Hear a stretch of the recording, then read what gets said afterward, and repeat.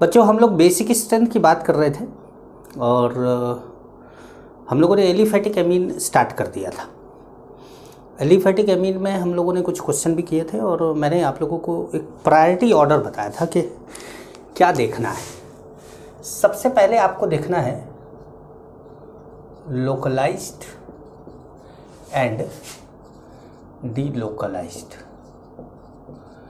Second आपको क्या देखना है, हाइब्रिडाइजेशन। ये इसी ऑर्डर में आपको चलना। थर्ड में आपको देखना है 2, 3, 1। 2, 3, 1 देखना है, तो मेथाइल में 2, 1, 3 देख लेना। और फोर्थ आपको क्या करना है, आपको इफेक्ट देखना है, इलेक्ट्रॉनिक इफेक्ट। इलेक्ट्रॉनिक इफेक्ट मतलब पिछली क्लास में हम लोगों ने इन दोनों को मिलाकर एक साथ बता दिया था। तो ये 4 फैक्टर आपको देखना है, इन 4 फैक्टर से ही आपको समझना भी है। तो चलिए एक क्वेश्चन करते हैं इस पे सबसे पहले, तब समझ में आएगा आपको। सबसे पहले एक क्वेश्चन लेकर आते हैं।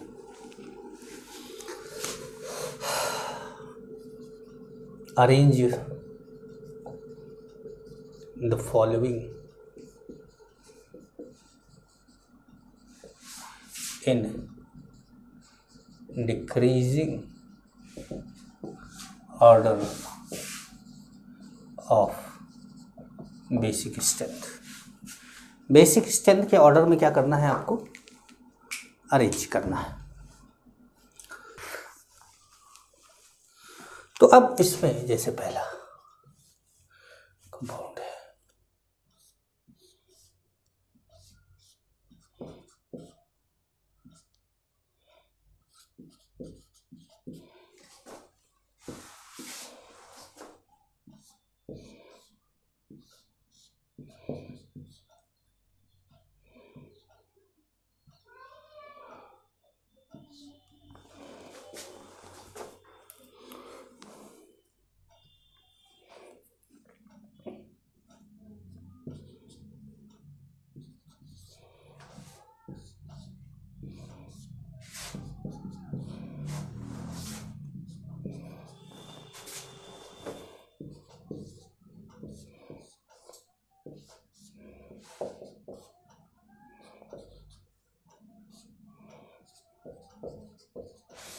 अब जैसे ये कंपाउंड है। अब इस कंपाउंड में हमको बेसिक स्ट्रेंथ का ऑर्डर बताना है, ध्यान समझिएगा। ये कैसा है, लोन पेयर के साथ डीलोकलाइजेशन। सब में लोन पेयर है, नाइट्रोजन के पास लोन पेयर है, लोन पेयर के साथ क्या है, डीलोकलाइजेशन। ये डीलोकलाइज्ड है, बाकी सब क्या है, लोकलाइज्ड है। सेकंड वाला डीलोकलाइज्ड है, बाकी सब लोकलाइज्ड है। ठीक है, आप लिख लीजिएगा, ये डीलोकलाइज्ड है और बाकी सब क्या है, लोकलाइज्ड है। ये sp3 है, ये sp3 है, ये sp3 है। ठीक है, तो सबके पास लोन पेयर है sp3। तो मतलब तो ये सब sp3 है, तो हाइब्रिडाइजेशन से तो हम कंपेयर नहीं कर सकते। अब उसके बाद देखना है कि secondary, tertiary, then primary. Secondary कौन कौन है, सेकेंडरी ये है और ये भी है, 2 सेकेंडरी है। अब इन दोनों सेकेंडरी में किसका ज़्यादा होगा, तो देखिए इसमें एक एक्स्ट्रा प्लस आई लगा है, ये सेकेंडरी है, ये भी सेकेंडरी है, प्लस इसमें क्या लगा है, प्लस आई। ये क्या है, डी लोकलाइज्ड, और ये कैसा है, टर्सरी है। तो अब आपको क्या लेना है, सबसे पहले 4, उसके बाद 3, उसके बाद 1, फिर 2। समझ पाए, समझ पाए आप लोग। चलिए एक और लेते हैं।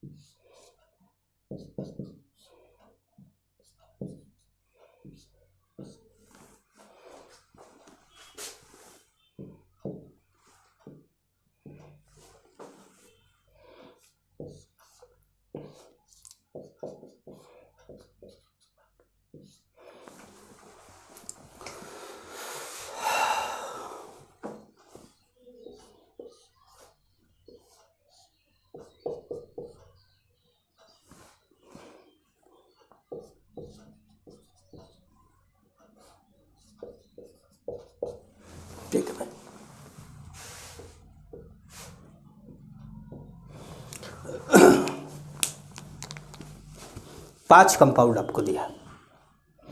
इन पांचों कंपाउंड में सबसे पहले आपको देखना है लोकलाइज्ड एंड डीलोकलाइज्ड। तो सबसे पहले आप देखेंगे लोकलाइज्ड डीलोकलाइज्ड। तो देखिए ये लोकलाइज्ड है भाई, कोई रेजोनेंस नहीं है, अल्टरनेट होना चाहिए।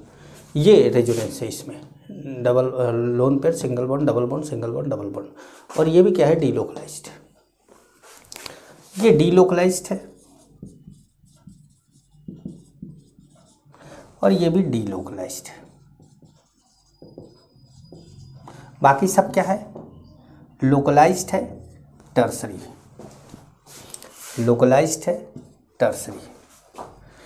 ये कैसा है, sp3 है, ये कैसा है, sp3 है, और ये कैसा है, sp2 है। तो इसका मतलब हमको खोजना है पहली बात लोकलाइज्ड और फिर sp3। तो लोकलाइज्ड एंड sp3 आपको 2 मिल रहा है एंड 5 मिल रहा है, 2 और 5 मिल रहा है। लेकिन दोनों लोकलाइज्ड है, दोनों sp3 है, दोनों ही टर्सरी हैं। तो अब आगे क्या कंपेयर करना है, अब देखिए ये C2H5 लगा है, उसमें भी C2H5 लगा है। ये C2H5 क्या लगा रहा है, ये C2H5 लगा रहा है प्लस आई है, और ये भी C2H5 क्या लगा रहा है, प्लस आई। ठीक है, प्लस आई ज़्यादा कौन लगा रहा है, तो देखिए ये नज़दीक है इससे, और वो C2H5N से क्या है, दूर है, और ये क्या है, नज़दीक है। तो ये प्लस आई ज़्यादा लगा रहा होगा, क्योंकि डिस्टेंस जो होता है जैसे जैसे बढ़ता है प्लस आई घटता है। तो डिस्टेंस कम होगा तो प्लस आई ज़्यादा होगा। तो सबसे ज़्यादा जो बेसिक स्ट्रेंथ है वो सेकंड की है, तब 5 की है। 5 के बाद 1 की होगी, क्योंकि ये 3 और 4 तो डीलोकलाइज्ड है। अब 3 और 4 डीलोकलाइज्ड है, तो अब देखिए ये 1 पाई बॉन्ड के साथ रेजोनेंस में और ये 2 पाई बॉन्ड के साथ रेजोनेंस में। तो ये क्या हो गया, मोर डीलोकलाइज्ड। तो हमको लाना है अब 4, और 4 के बाद लाना है 3। समझ पाए, कुछ पल्ले पड़ा आपके, कुछ पल्ले पड़ा ना। चलिए एक और लेते हैं, समझ पा रहे हैं ना। चलिए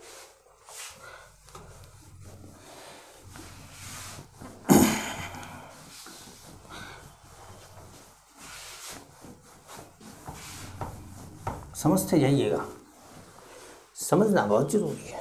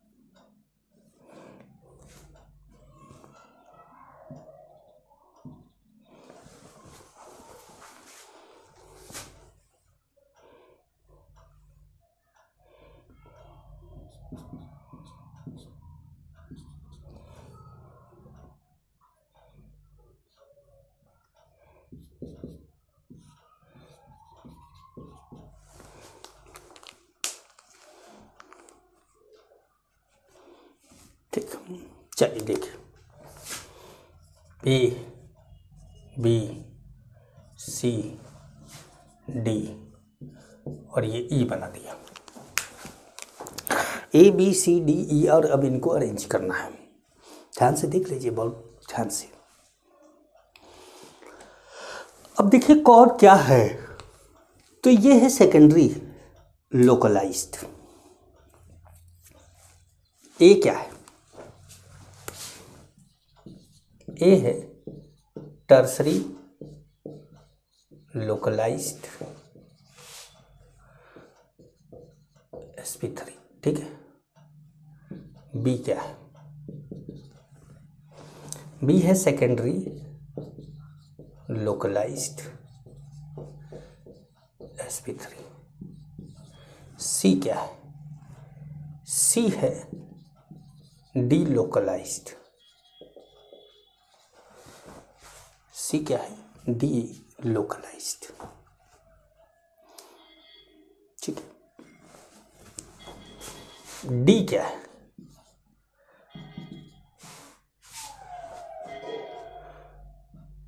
लोकलाइज्ड बट sp2। ई क्या है? ई देखिए lone pair, single bond, double bond, क्या हो गया? डीलोकलाइज्ड। अब दो तो डीलोकलाइज्ड है और तीन क्या है? लोकलाइज्ड है। और जो तीन लोकलाइज्ड है उसमें डी वाला जो क्या है वो sp2 है। तो इसका मतलब है कि आपको डीलोकलाइज्ड और sp2 अभी हटा देना चाहिए, अभी लोकलाइज्ड sp3 देखना चाहिए। तो लोकलाइज्ड sp3 ये दोनों है। इन दोनों में ये टर्सरी है, ये सेकेंडरी है। आप जानते हैं कि सेकेंडरी का बेसिक स्ट्रेंथ टर्सरी से ज़्यादा होगा। तो हम पहले लाएंगे बी और उसके बाद लाएंगे ए। अब हमारा आएगा डी लोकलाइज्ड एंड लोकलाइज्ड में ये डी, हम डी लाएंगे। ठीक है। अब तो अब क्या होगा कि अब जो है हमारे पास दो डीलोकलाइज्ड है, एक डीलोकलाइज्ड ये है और एक डीलोकलाइज्ड ये है। ठीक है। तो यहां पर ये डीलोकलाइज्ड और ये डीलोकलाइज्ड में ध्यान से समझिएगा।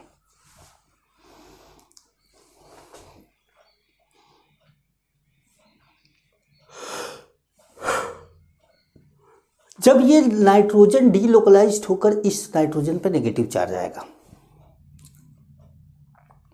ये डीलोकलाइज होगा तो इस नाइट्रोजन पे क्या होगा? नेगेटिव चार्ज आएगा।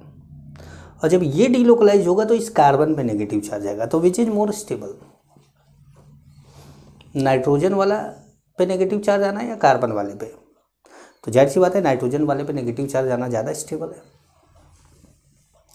नाइट्रोजन वाले पे नेगेटिव चार्ज आना ज़्यादा स्टेबल है। तो जब नाइट्रोजन वाले पे नेगेटिव चार्ज लाना ज़्यादा स्टेबल है तो इसका मतलब है कि ये कम बेसिक होगा। नाइट्रोजन वाले पे नेगेटिव चार्ज लाना ज़्यादा स्टेबल है तो इसका मतलब है कि ये ज़्यादा स्टेबल है तो ये कम बेसिक है, और ये कम स्टेबल है तो ये ज़्यादा बेसिक है। तो जो ज़्यादा बेसिक है वो कौन है? वो सी है। जो कम बेसिक है वो कौन है? वो ई है। हो गया।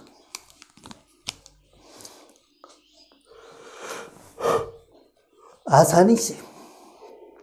तो बड़ा ही कॉन्सेप्ट जब हिल जाता है कई बार, आपका जब ढेर सारा आप देख लेते हैं तो ये ध्यान रखना है कि सबको इंडिविजुअली बारी बारी से करना है, बहुत ध्यान से करना है, आराम से करना है। ठीक है। अगर डिग्री सेम रहे, अगर डिग्री सेम रहे तो साइक्लिक एमीन जो होते हैं वो ज़्यादा बेसिक होते हैं असाइक्लिक से, मतलब ओपन चेन से।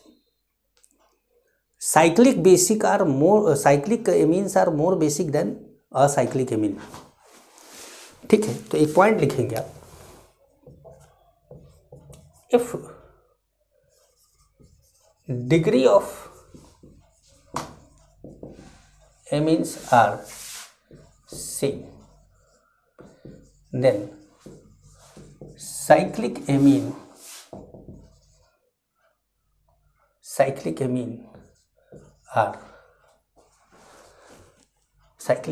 is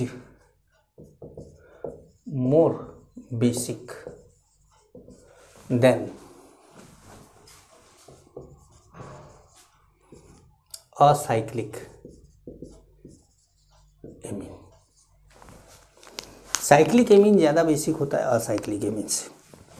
एग्जाम्पल जैसे ले लें, जैसे मान लीजिए आपके पास एक कंपाउंड है,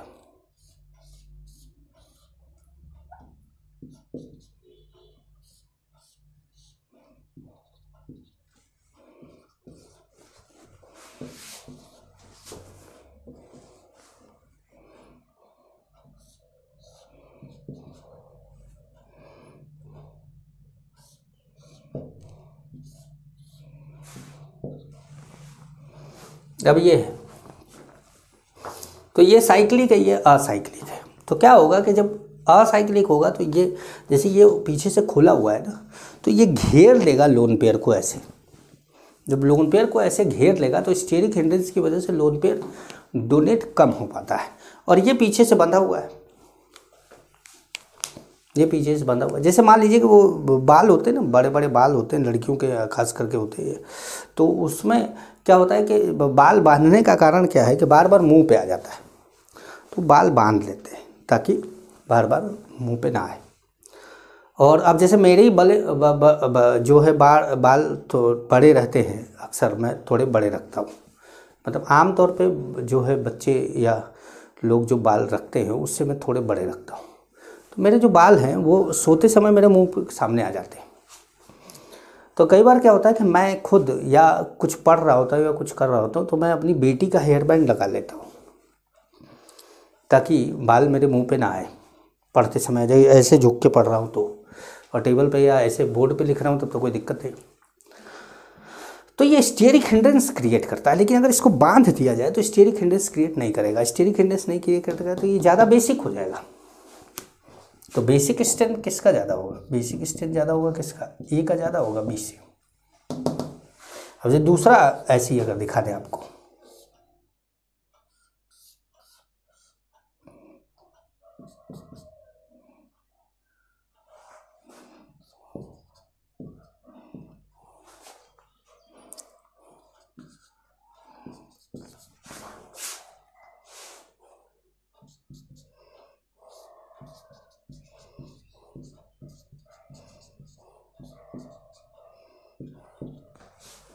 ये तो यहाँ पर भी बेसिक स्ट्रेंथ क्या होगा?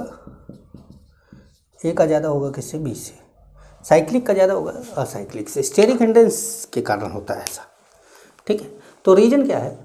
If degree of amine are same then cyclic amine is more basic than acyclic amine, because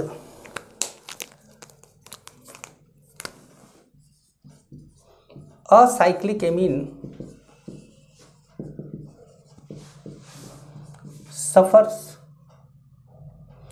suffer from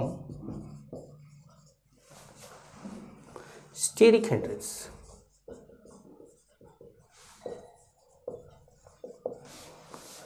acyclic amine में क्या होता है? स्टेरिक हिंड्रेंस है, वो स्टेरिक हिंड्रेंस से परेशान रहता है। लेकिन साइक्लिक में ऐसा कुछ नहीं होता है। साइक्लिक में बिल्कुल मैंने आपको बोला जैसे कि बाल बंधे हुए हों, ठीक है। अच्छा, आइए अब बात करते हैं। ये तो बात हुई अभी तक किसकी? Aliphatic amine. एलिफैटिक एमीन में एक बात खाली याद रखना है स्पेशली आपको, 231 और 213। उसके बाद delocalised, localised, hybridisation, 231, electronic factor, ये सब तो है ही, इसको तो याद रखना ही है। तो इनके बिना तो क्वेश्चन होना नहीं है।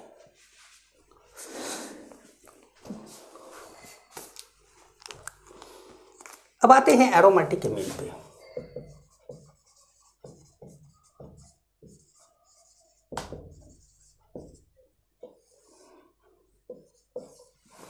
एरोमेटिक एमीन,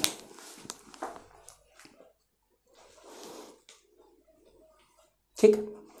तो इसमें आप लिखेंगे aromatic amines are less basic than aliphatic amine.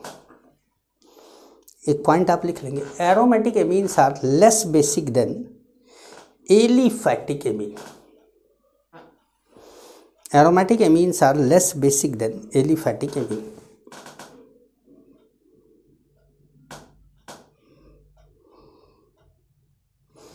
Aromatic amine कम बेसिक होते हैं किससे? एलिफैटिक एमीन से। इतनी बात लिख लीजिए। इसके बाद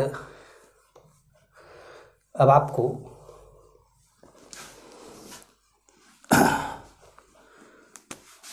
बेसिक स्ट्रेंथ के लिए आपको जरूरत पड़ेगी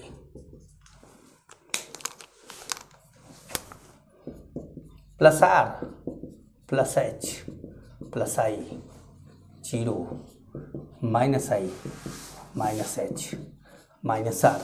SIP की भी ज़रूरत पड़ेगी, लेकिन पहले 1-2 क्वेश्चन कर ले तब SIP बताएं आपको, ठीक है। पहले 1-2 क्वेश्चन कर लेते हैं तब SIP आपको समझाते हैं, है ना। तो ये +R +H +I 0 -I -H -R, उसके बाद लाते हैं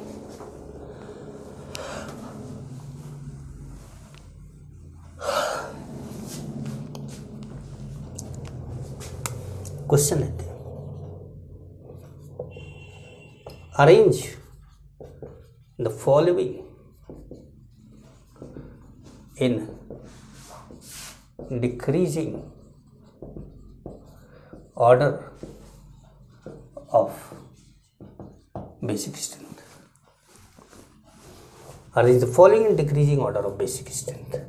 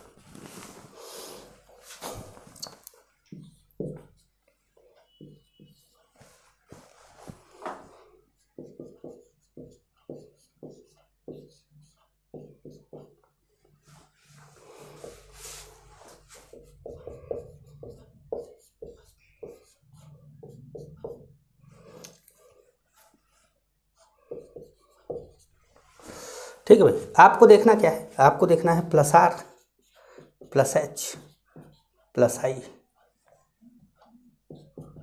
0 -I -H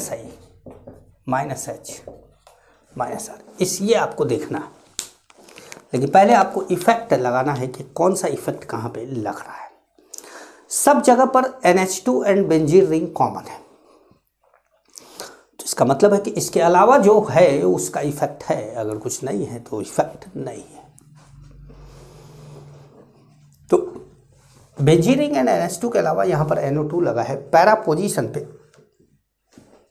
और आपको पता है कि मेटा पोजीशन पे केवल इंडक्टिव इफेक्ट लगता है, लेकिन पैरा पर या ऑर्थो पर सभी इफेक्ट लग सकते हैं। और जब सभी इफेक्ट लगते हैं तो फिर प्रायोरिटी शुरुआत करते हैं रेजोनेंस से, फिर हाइपर कंजुगेशन, तब इंडक्टिव इफेक्ट। तो देखते हैं कि इस पे +R -R में से क्या लगाता है। तो ये लगाता है -R, ये हाइपर कंजुगेशन लगाता है। हाइपर कंजुगेशन की वजह से +R लगाता है, लेकिन शुरुआत तो हाइपर कंजुगेशन +H। मेटा पर -I, लोन पेयर है, पैरा पर है, +R से शुरुआत होगी। बेंजीन रिंग और NH2 के अलावा कोई और ग्रुप नहीं है, 0 बोल दिया। मेटा पर है, +I बोल दिया। तो अब शुरुआत कहाँ से करी जाए? +R से। +R का मतलब 4,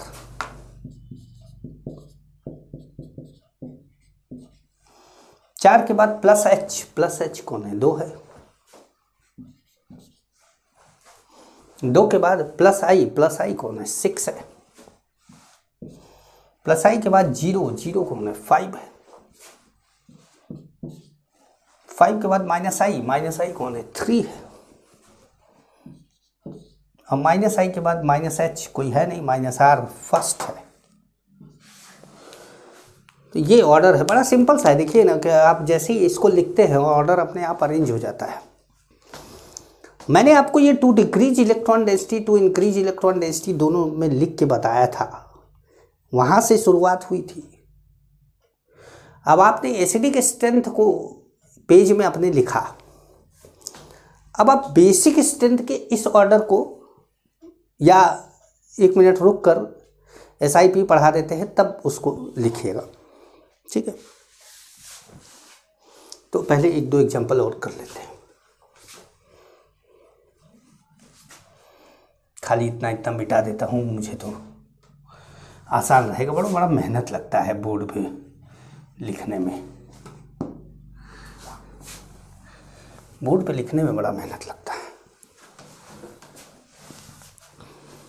है ना भाई। अब देखिए जैसे यहाँ पर मैंने लिख दिया Br, यहाँ पे लिख दिया CF3, यहाँ पे लिख दिया O CS3, यहाँ पे लिख दिया CHO, यहाँ पे लिख दिया CD3 और यहाँ पे लिख दिया CS3। ठीक, कुछ नए ग्रुप के साथ आए हैं हम लोग, बार बार वही NO2OH इसलिए बदल दिया। अब यहाँ पर क्या लग रहा है, मेटा है, -I लगेगा। पैरा पर अल्फा हेलोजन के साथ -H, पैरा पर लोन पेयर के साथ +R, पैरा पर CHO -R लगाता है, CD3 है +I लगाएगा, CS3 है +I लगाएगा, क्योंकि दोनों मेटा पर है। तो शुरुआत करते हैं बेसिक स्ट्रेंथ की। ठीक, इसलिए सब बोलते जाते हैं कि आपको कंफ्यूजन ना हो, क्योंकि जब मैं ऑफलाइन क्लास में पढ़ाता था तो ये क्वेश्चन देखकर मैं थोड़ी देर रुक जाता था, तो फिर बच्चा लिखता था, इसको खुद लिखता था, फिर मैं लिखता था, तो फिर मैं क्लास में घूम घूम के सबका देखता था कि गलत लिखा है या सही लिखा है। अब इस समय तो मैं नहीं देख पाता, तो इस समय तो क्या करना चाहिए आपको कि सेल्फ मोटिवेशन आपके पास होना चाहिए कि जब मैं आपको कंपाउंड दूं तो आपको वीडियो रुक के क्वेश्चन बना के खुद लिखना चाहिए। तो जब आप खुद लिखते हैं तो उसके बाद फिर जब मैं लिखूं तो आपका क्या क्या गलत हुआ वो काट के लिखना चाहिए। तो आपको लगे कॉपी गंदी हो जाएगी, कॉपी गंदी, तुम सफाई कर्मियों की गंदी और अच्छी तुमको काटोगे और लिखोगे तो तुमको इस बात का एहसास होगा कि तुमने यहाँ गलत किया था रिवाइज करते समय।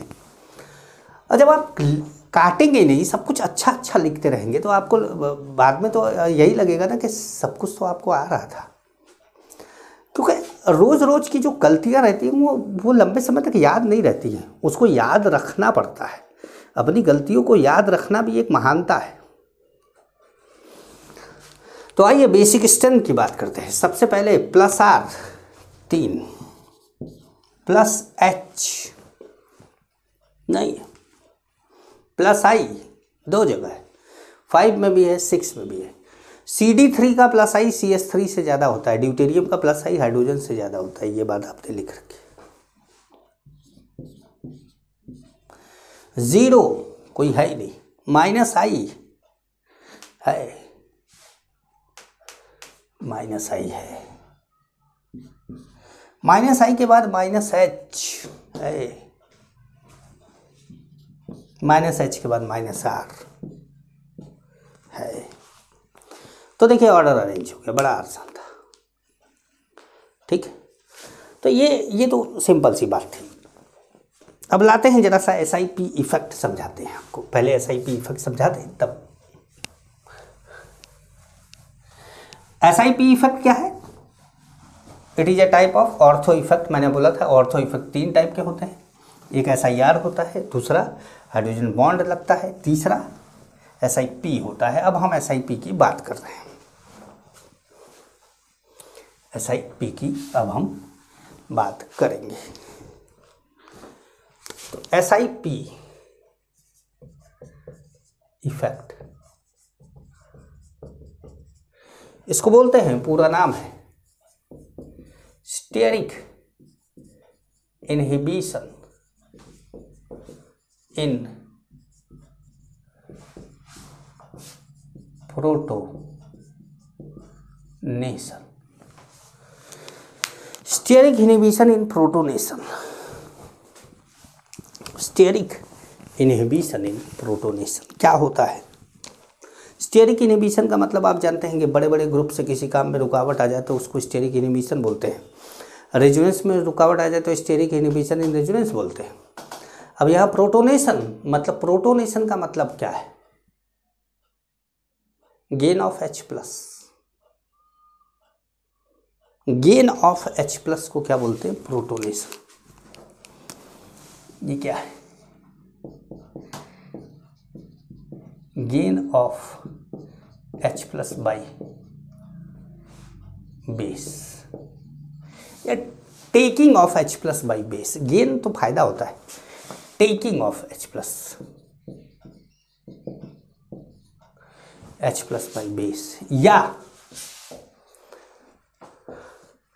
Attack of H plus on lone pair of base. ये भी कह सकते हैं कि attack of H plus on lone pair of base, या बोल सकते हैं कि attack of lone pair of base on H plus, attack of lone pair of base on H plus, ये भी बोल सकते हैं। मतलब आप चाहे ऐसे बोल सकते हैं कि अटैक ऑफ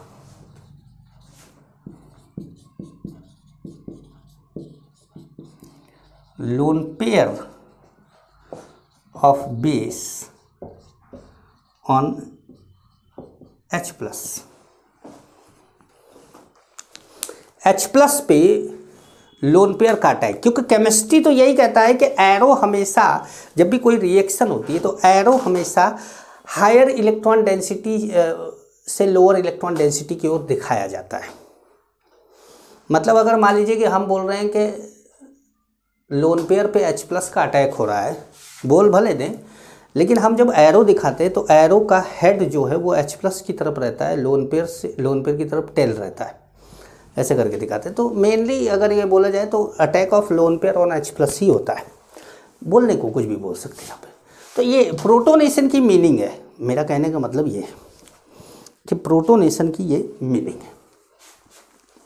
ये मिटाए तब समझाए भाई, है ना। बहुत ज़्यादा इधर लिख दिया तो फिर बोर्ड की कमी हो जाएगी ना। बोलते बोलते थक गए। तीसरा लेक्चर अभी बना रहे हैं और कपड़े बदल बदल के बनाते जा रहे हैं, तो आप लोगों को लगता होगा कि ये तो दूसरे दिन बना रहे होंगे, लेकिन मैं क्या करता हूँ कि कभी कभी एक ही कपड़े में 5-5 लेक्चर बना देता हूँ। कभी कभी क्या होता है कि ड्रेस बदल बदल के एक्टिंग करता रहता हूँ। मिलते हैं अगले लेक्चर में इस टाइप का। तो आइए ज़रा सा पहले आपको बताएं, जब आपके पास NH2 होता है,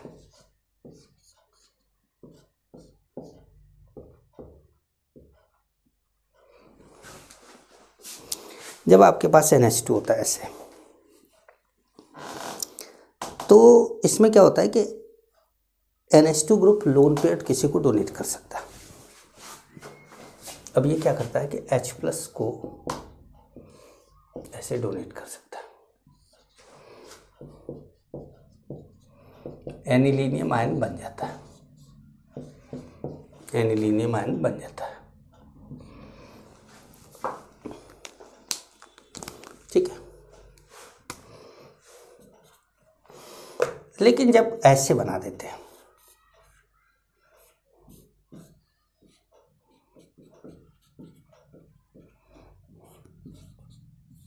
कोई ग्रुप लग जाता है,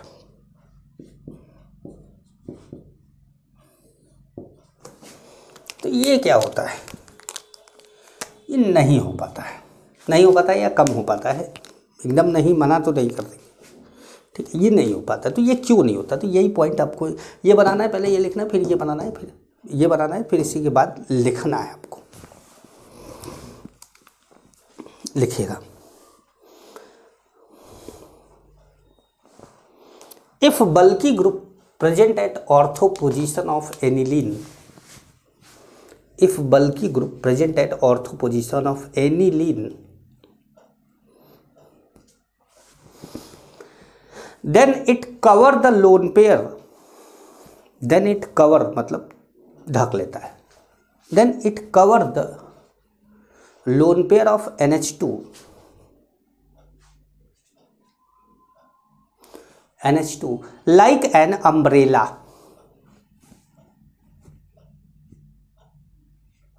like an umbrella,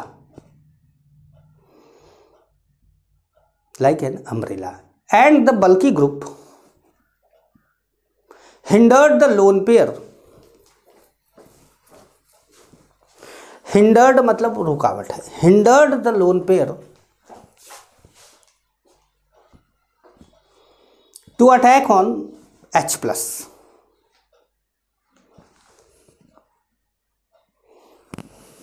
which results basic strength decreases, basic strength decreases, ठीक है, बेसिक स्ट्रेंथ डिक्रीजेस।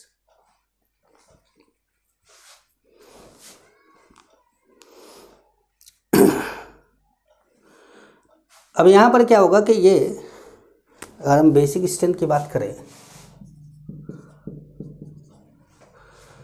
तो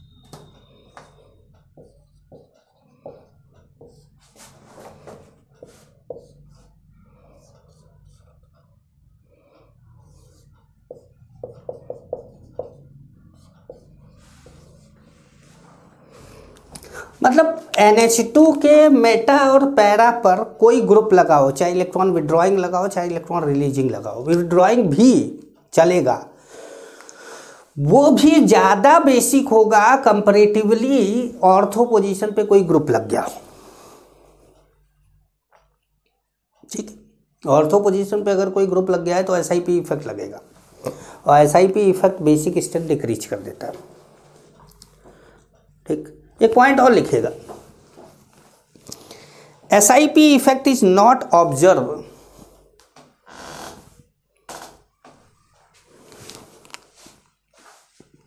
SIP effect is not observed due to OH and OR, OH and OR group, OH and OR group, because क्यों ऐसा है भाई, जैसे कि SIR not observe by O minus CnNH2F, तो वहाँ पर साइज छोटा था, कारण बताया गया था ना, यहाँ पे भी तो कारण बताना पड़ेगा कि SIP effect not observe due to OH and OR group because they form hydrogen bond,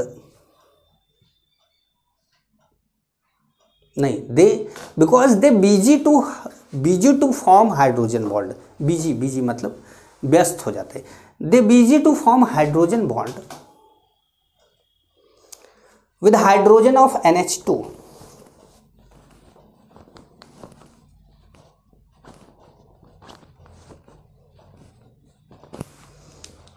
with hydrogen of NH2,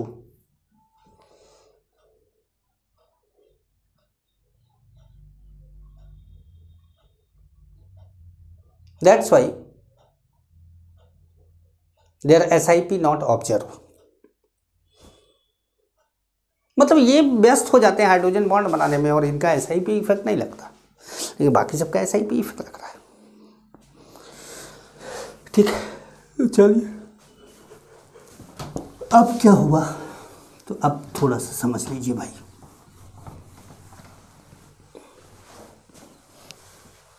basic strength of amine,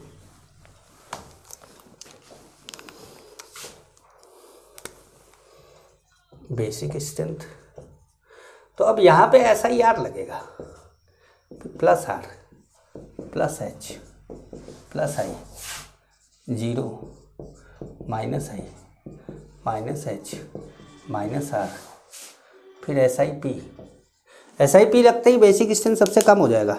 अब SIR कब लगेगा, कहेंगे सर NH2 पे तो SIR लगता नहीं, NH2 पे नहीं लगेगा SIR, लेकिन NH2 का अगर एकाक H हटा के R लगा दोगे तो भी वो तो रहेगा, तो एरोमेटिक एमीन ही, वहाँ SIR लग सकता है, तो इसलिए SIR आगे लिख दिया है, ठीक है, तो अभी तो आप एक आध क्वेश्चन करके देखते हैं, पहले इसको लिखा रहने देते हैं।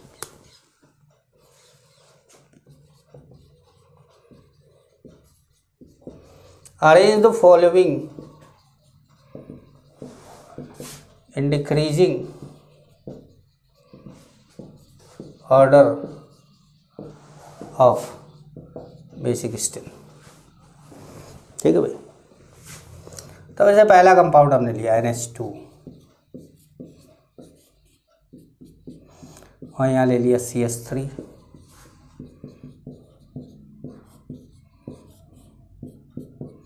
यहाँ ले लिया CH3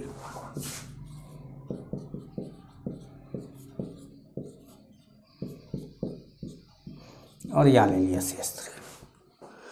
तो अब ये तो क्या दिखा देगा, ये तो क्या दिखा देगा SiP, ये क्या दिखा देगा +I, और ये क्या दिखा देगा +H। ठीक है, तो बेसिक स्ट्रेंथ सबसे ज़्यादा +H, फिर +I, फिर लास्ट में कौन आ जाएगा SiP। तो हमारा बेसिक स्ट्रेंथ का ऑर्डर क्या होगा 3 to 1, 3 to 1। मैं ग्रुप बदलता जाऊंगा, आपको खाली एक एक करके क्वेश्चन लिखते जाना है। सब क्वेश्चन लिखना है, ये नहीं कि आप भी मिटा के लिख रहे हो, आपको मिटा के नहीं लिखना, आपको सारे क्वेश्चन लिखने हैं।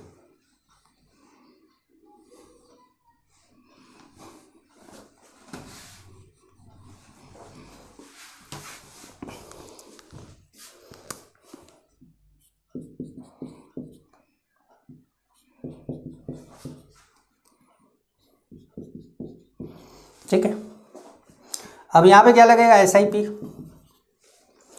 यहाँ पे क्या लगेगा -I, यहाँ पे क्या लगेगा -R। तो आप देखो सबसे पहले कौन -I, फिर -R, फिर SiP जा रहा है पीछे। तो सबसे पहले आप लाए 2, फिर 3, फिर 1। ठीक है, समझ पा रहे हैं? चलिए एक और ले लिया जाए।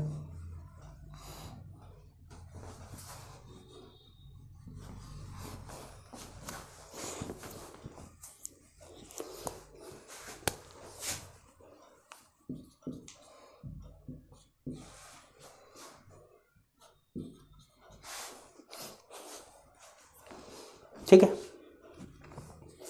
अब यहां पर देखा जाए तो क्या होगा, तो यहां पर बेसिक स्ट्रेंथ का ऑर्डर जो होगा, अब यहां पे क्या लग रहा है +R, यहां पे क्या लग रहा है -I, और यहां पे भी क्या लग रहा है +R।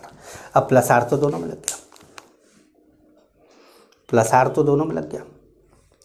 तो अब अगला इफेक्ट इंडक्टिव इफेक्ट, यहाँ पे क्या लग रहा है -I, यहाँ पे भी क्या लग रहा है -I नज़दीक है, -I दूर है, तो मतलब इसका -I ज़्यादा लगा, हाई -I, लो -I। ठीक है, अब यहाँ पर इसने क्या बनाया हाइड्रोजन बॉन्ड, लेकिन उसमें क्या बना हाइड्रोजन बॉन्ड बना क्या नहीं। अब अगर हाइड्रोजन बॉन्ड नहीं बना तो इसके हाइड्रोजन को इसने व्यस्त कर लिया, इस हाइड्रोजन को इसने व्यस्त कर लिया इधर, जब इस हाइड्रोजन को ये जब बिजी कर लेता है तो ये लोन पेयर देना और आसान हो जाता है। जब ये हाइड्रोजन बिजी करता है तो ये लोन पेयर देना और आसान हो जाता है, डोनेट करना और आसान हो जाता है। तो जब डोनेट करना आसान हो जाता है तो फर्स्ट का बेसिक स्ट्रेंथ ज़्यादा होगा, फिर थर्ड, फिर 2, फिर कोई +R तो दोनों में ना, तो इसलिए लाना तो पड़ेगा। ठीक है, हाई -I, लो -I, उससे ये लोग इसको ज़्यादा बेसिक बता देते, लेकिन हाइड्रोजन बॉन्ड का कॉन्सेप्ट याद नहीं रखते और उससे वो गड़बड़ कर देते हैं क्वेश्चन में। ठीक है, ध्यान रखिएगा। एक्सपेरिमेंटल डेटा देखिए इसका, जैसे बाकी लोगों के टीचर के बहकावे में मत आइए, एक्सपेरिमेंटल डेटा देखिए, एक्सपेरिमेंटल डेटा से बात करिए तब आपको समझ में आएगा। ठीक है, चलिए, और ये तो बात हुई ऐसे। अब लेकिन मान लीजिए कि मैं आपको दो दूँ,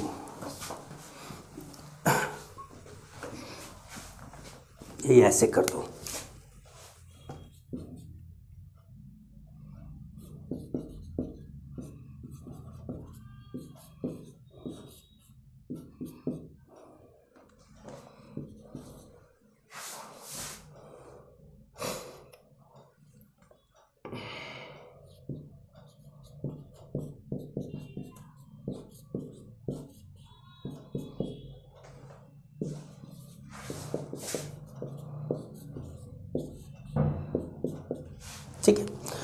वो 2,3,1 वाला कॉन्सेप्ट वो एलिफेटिक में था, एरोमेटिक में नहीं होगा। ये टर्सरी एमीन है, टर्सरी एमीन है, टर्सरी एरोमेटिक एमीन है।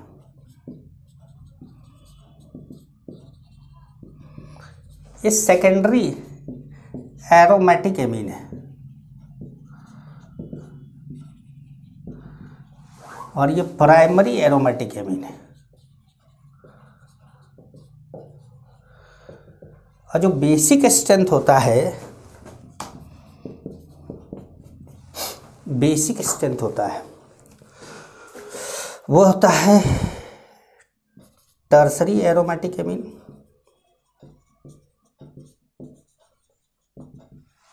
फिर होता है सेकेंडरी एरोमेटिक एमीन,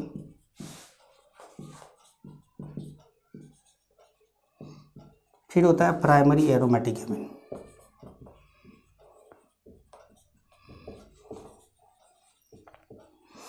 भाई इसकी पीकेबी वैल्यू भी एनसीईआरटी में दी हुई है, मैं आपको बता देता हूँ पीकेबी वैल्यू इसकी। इसकी 8.92 है पीकेबी, 8.92 है। इसका जो पीकेबी है वो 9.30 है और इसका जो पीकेबी है वो 9.38 है। तो पीकेबी कम तो बेसिक स्ट्रेंथ ज़्यादा, तो मैंने तो वो बोला ही आपको कि एनसीईआरटी में डेटा भी दिया हुआ है इसका, तो ये भी ध्यान रखिएगा कि वो एलिफेटिक वाला 2,3,1 में चल जाइएगा। एरोमेटिक एमीन में टर्सरी एमीन ज़्यादा बेसिक होता है, देन सेकेंडरी, देन प्राइमरी, क्योंकि डीलोकलाइज तीनों है, डीलोकलाइज तीनों है। और डीलोकलाइज के बाद यहाँ पर 2+ आई, यहाँ पर 1+ आई, वहाँ पर 2+ आई, तो बेसिक स्ट्रेंथ क्या होगा इसका ज़्यादा होगा। ठीक है, चलिए अब जैसे मान लीजिए मैंने इसको मिटाया,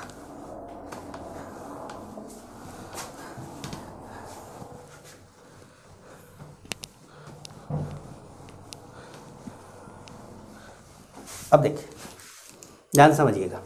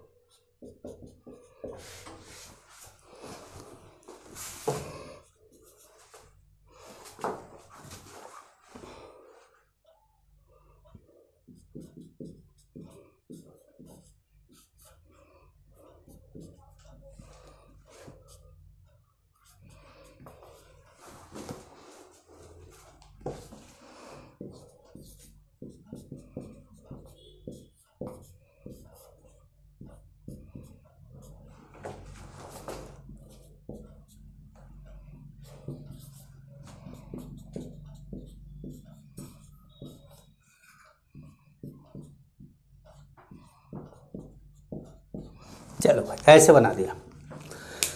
अब ध्यान से देखिए, ये कैसा है, टर्सरी है, और ये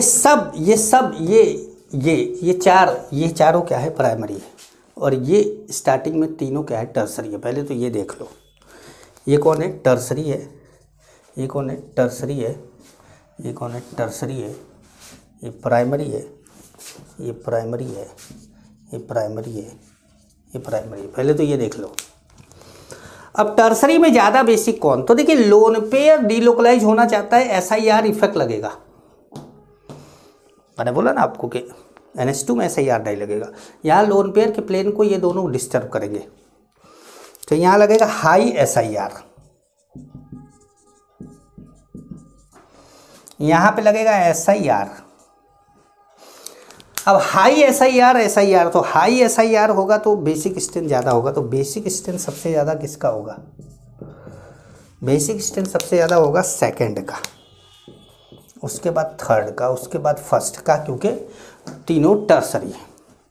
अब आते बात प्राइमरी की, तो प्राइमरी में फिर बाद में आगे के इफेक्ट देखने हैं। अब यहाँ पर क्या आएगा, minus R plus H plus R SiP। तो अब आपका सबसे पहले प्लस आर आएगा, तो प्लस आर आएगा मतलब कौन आएगा, 6 आएगा। 6 के बाद प्लस एच आएगा, प्लस एच आएगा मतलब 5 आएगा। 5 के बाद प्लस एच के बाद plus I 0 minus I minus H minus R कौन है, 4 है, 4 आएगा। 4 के बाद कौन आएगा, 7 आएगा, क्योंकि उसमें क्या है, SiP है। तो ये इतनी बातें हैं, इतनी बातें आप ध्यान में रखेंगे तब जाकर ये हो पाएगा। लेकिन अभी एरोमेटिक शुरू हुआ है, अभी एरोमेटिक में काफ़ी कुछ है। तो अगली क्लास में मिलेंगे तो आपको एरोमेटिक में आगे बढ़ाएंगे। तब तक के लिए नमस्कार।